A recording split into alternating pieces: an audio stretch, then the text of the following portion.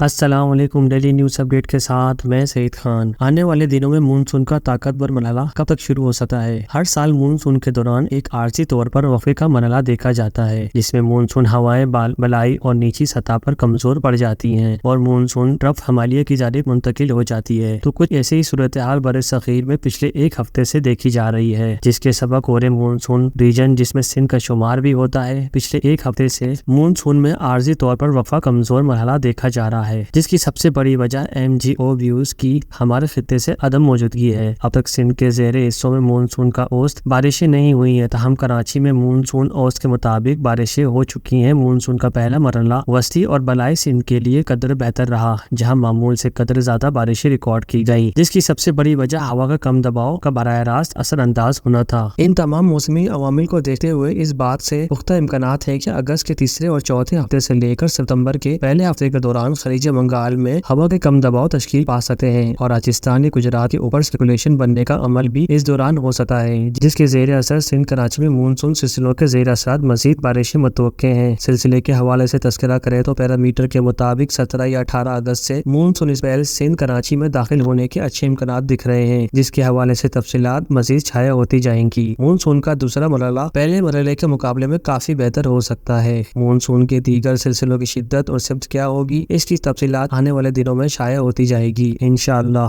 شہر کراچی کے موسم کی ہر بدلتی موسمی صورتحال سے آگاہ رہنے کے لیے ہمارے چینل کو سبسکرائب کیجیے۔ ملتے ہیں نیکسٹ ویڈیو میں۔ اللہ حافظ۔